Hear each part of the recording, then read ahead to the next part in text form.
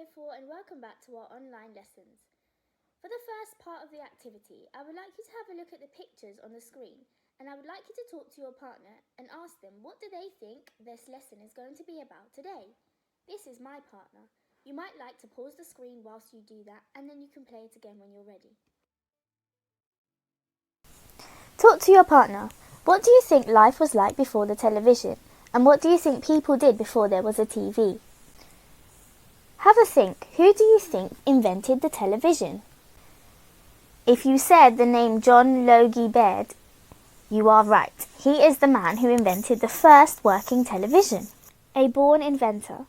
Early years. John's health was not good, but this did not stop him being interested in inventing things. He even set up a telephone system to talk to his friends across the street.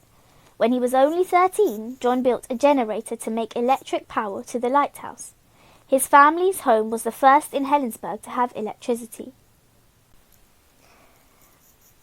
John was born on the 14th of August 1888 in Helensburgh on the west coast of Scotland, as you can see on the map. Later life. John went on to college in Glasgow but did not finish his studies because of the outbreak of World War I. John was not fit enough to join the army, so he worked as an engineer for a power company. John did not stop inventing, and in his 20s he invented a glass razor which would not rust. John suffered from cold feet, so he also invented a pair of special warm socks. John moved to the south of England and set himself the task of creating a television. Scientists had been thinking about how to transmit moving pictures for some time. To make his first TV, Baird used boxes, biscuit tins, sewing needles, cards and the motor from an electric fan. Travel.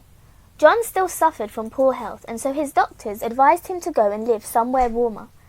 Baird went to the island of Trinidad in the Caribbean. He started a factory making jams and pickles.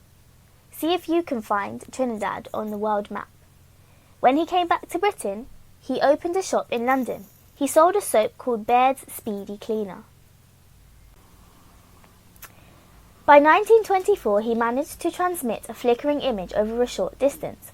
On the 26th of January 1926, John demonstrated the world's first true television to a group of scientists, and in 1927 his television was demonstrated over 438 miles of telephone lines between London and Glasgow. In 1928, John's first television company made the first transatlantic television transmission between London and New York.